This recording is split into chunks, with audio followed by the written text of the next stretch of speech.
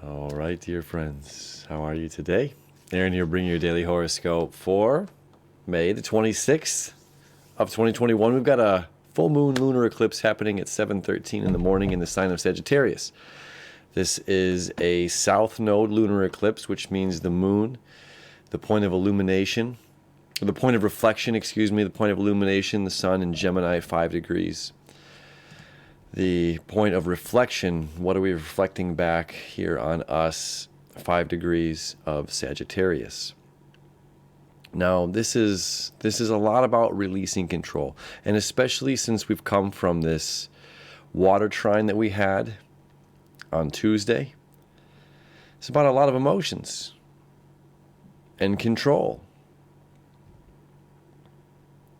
and changing how we deal with emotions.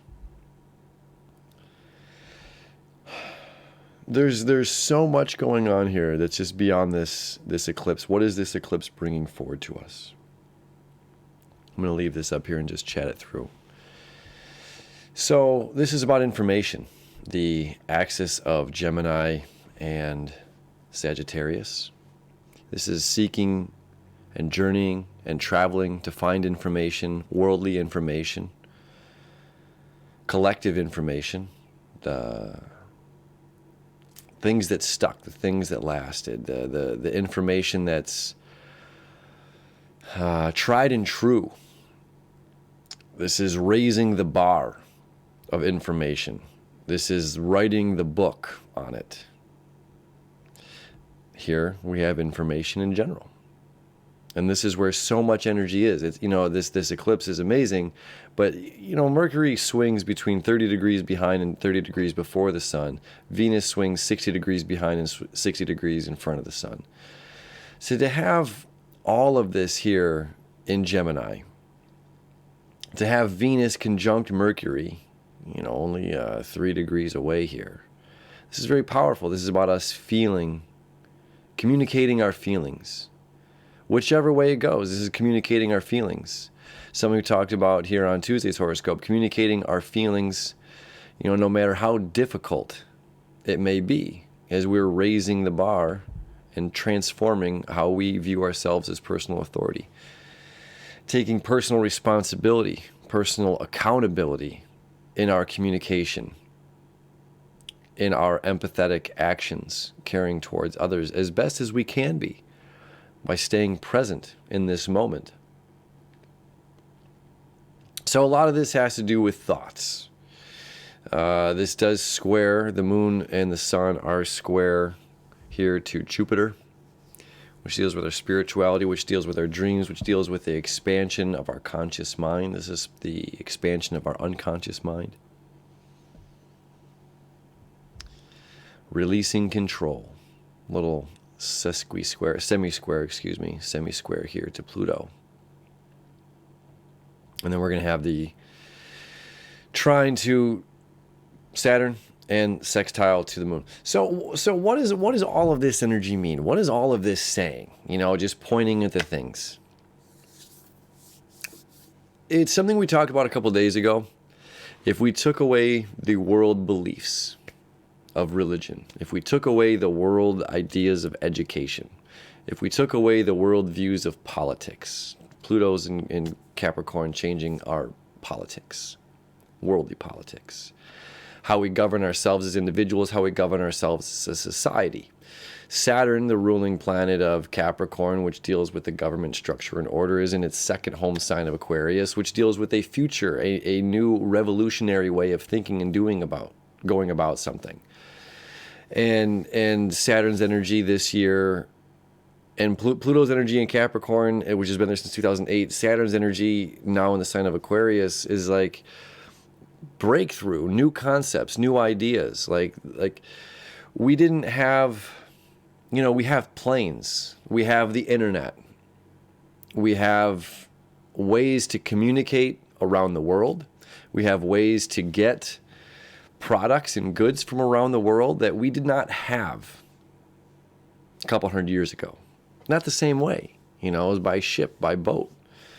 So we didn't have this way of connecting with society, connecting with communities, sharing and trading information, trading knowledge. The nodes, the north node down in the sign of Gemini, is all about seeking knowledge, seeking information. And just because this is what I believe and this is what I feel and this is what I think that I know is true and correct, doesn't mean there's not more to the story. And that's what the beauty of the Sagittarius energy is like, well, I'm willing to journey outside there. If all I know is my land and my community and our beliefs and our God or whatever it may be, until we start to venture out, it's like, oh, wow, these people over here, they believe this. And this is what they do. And these are the exercises that I do here in my country or in my community. And these exercises are what's being done over here. And this is the breath work they do over here. And this is, this is how they govern themselves. So it's just like we have this amazing time about being alive that we see how one another governs each other, how we exercise, how we live life, the food that we eat. We can trade and share these foods, these herbs, these remedies. And it's learning remedies, learning to heal ourselves. And it's interesting, like pharmaceutical companies are creating products that replicate what nature already does. And some of these herbs or whatnot, medicines, were only found in certain places of the world. Well, now it's like we have access to all that. Do we still need, this is some of the T-square to Jupiter, which can be confusion in media over there in Pisces. Confused as like, well, we're rewriting the script here. And because this is by a pharmaceutical company and this is over here and this is broadcast on the television and I have this thing and this is what I need, it's like, it's replicating nature in not as good of a way. So now we have this new knowledge and this new insight and this ability to see what's going on around the world in ways that we can heal and remedy, reflexology and acupuncture and cupping and gua sha and tongren, all of the Reiki and Kundalini yoga and all of these different things, these different ways to heal, breathe, move the body. Not only that, but it's like religion. So again, like we talked about the other day, if we had no clocks, if we had no governments, if we had no religion, if none of that existed, and we're just human beings here on planet Earth, figuring out how to live, that's kind of where we're at. We're in this brand new place of self-discovery. And what we do have that we know is true is astrology. We know, like we talked about the other day, we know when it's time to plant the seeds. We know when it's time to do the work over the summer months. We know when it's time to harvest. All of this because of where the sun is. Wholeheartedly, because we know where the sun is. And the rest of this, the planets is storytelling.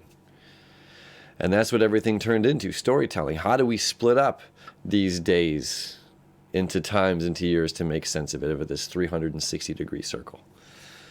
How do we, make sense of all this? How do we educate people? This is all up for change. We're rewriting this script. We're rewriting this brand new take on things. And if we, something we've talked about in the past too, like, a 10-year-old is most likely going to know the symbol for Facebook and Snapchat and TikTok and YouTube and Instagram and things like that. But are they going to be able to identify a berry that's going to kill them or a berry that's going to be good for them in nature? They're going to be able to recognize by looking at a symbol or a leaf of what's poison ivy or poison oak. It's easy to say that our education somewhere has gone kind of kooky. That's what we're feeding ourselves or what we're being fed to through the media. It's the power of influence, suggested influence that you need something. And sometimes just because somebody offers you, would you like a grape? And you're like, oh, sure. Like, did I really want a grape? Did I need that right now? Or is it the power of suggestion and somebody simply offering it? Or because everybody else had some, I wanted to know. I don't, the fear of missing out kind of a thing. So we're kind of taking a step back and understanding, one, Saturn and Aquarius over here. Who are we as individuals in the community? Who are we to our society? working through the emotional stuff to bring awareness to ourselves, to our individuality within a group of many, learning our ego mind and when to step up, when to communicate, when to be the teacher, when to be the leader, when to be the student, and when to listen. We have this amazing opportunity. And the thing that's difficult and interesting about this, because we're entering the age of Aquarius, we're birthing the age of Aquarius, and this alignment, this particular full moon is extremely important for wiping the dry erase board. South Node is always about letting go. This is about the past. This is where you were. And the North Node is the direction we're heading into, the direction of seeking knowledge, seeking truth, seeking new insight, new ways to communicate, right? Communicating our emotions, communicating with empathy, allowing breakthroughs to happen. Eclipses are Uranian energy. So we can be feeling a lot of pressure, even today, leading up to this eclipse. It's happening at 7 in the morning, whenever you're watching this. So if you're watching this after the eclipse, it's like, well, the pressure becomes alleviated.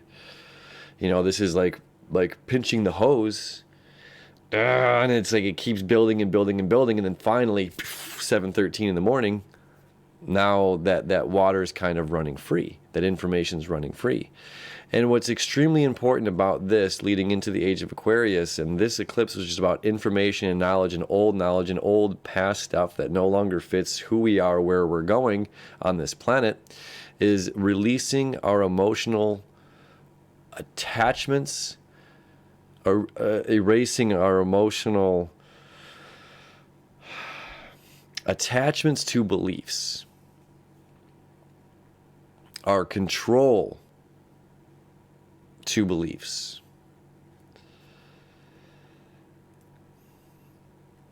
And in the process of individually and as societies, are we releasing this control to beliefs? Again, if we stripped away everything, the only thing that matters is what is safe to eat, what's not safe to eat.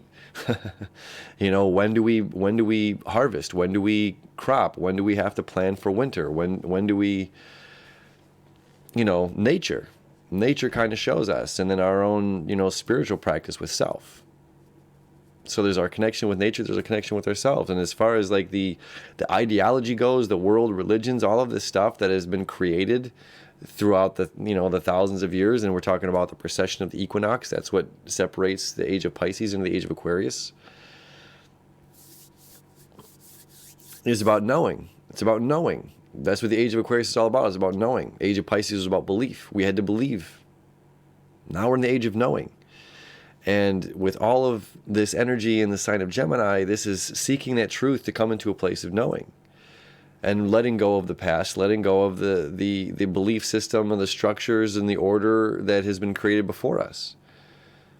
It's somebody else's story. And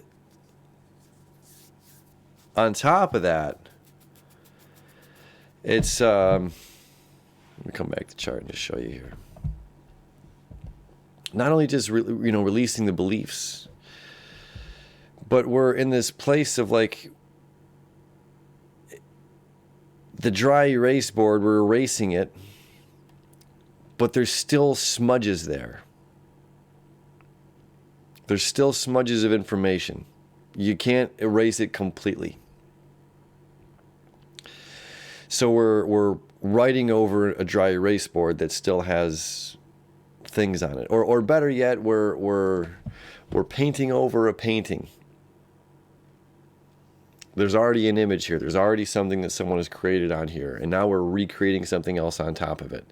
So it's like it takes extra work to erase this or to paint over it or to have a vision on top of a vision that already existed.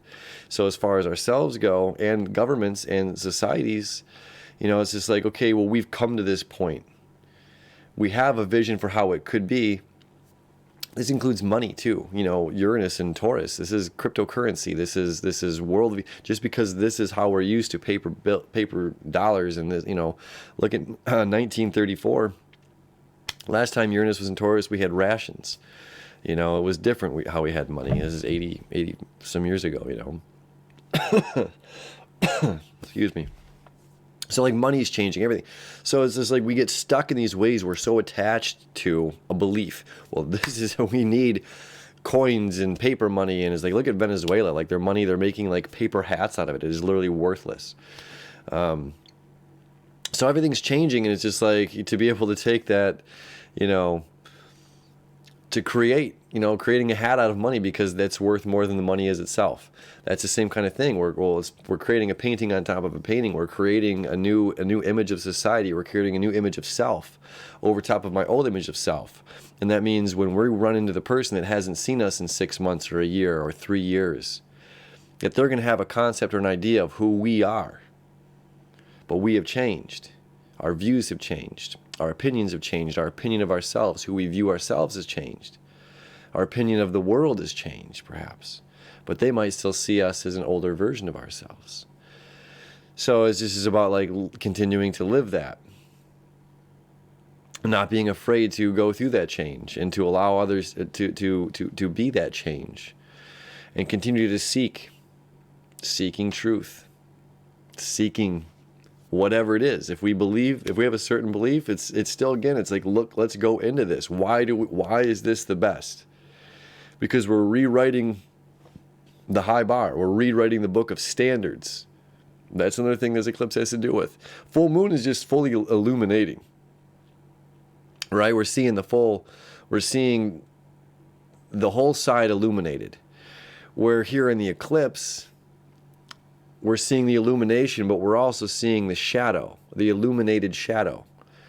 So we've been feeling a lot of emotional stuff coming up about our own shadow, things that are making us angry, things that trigger us, things that make us sad, things that make us cry, things that, why do I feel this way? Why am I triggered this way? Why am I have this idea or this thought or this self-worth or this, is it worth changing or creating or whatever it may be? And the answer is yes. And it's sticking with ourselves, sticking and being disciplined, remembering our own unique individuality during this time of great change. And it's like, who am I if I'm not these things? Who am I if I took away my religion? Who am I if I took away my political beliefs? Am I the same person? Who am I if I changed my diet and didn't do that? Who am I if I let go of these old habits and started this new stuff? Again, this is Uranian energy. This is breaking through this stuff that's been difficult and stuck and dormant, and letting the light shine on it, illuminating the shadows. I feel like I could say a lot about this eclipse, and how much it really has to do with welcoming in this new age. And it's up to us at the end of the day, again, about personal responsibility and personal accountability with our communication with ourselves, with our communication in our mind, and communication with others. And it's like we can take this energy as far as we want to go. If we're still stuck in that our view or our thing or whatever this may be is the right way and the only way, then now it's time that we communicate that with others, and we learn and we absorb like sponges as we create a new criteria, a new curriculum, a new standard as far as communication, a new standard as far as education, a new standard as far as governments. How, it could be, it's just about information.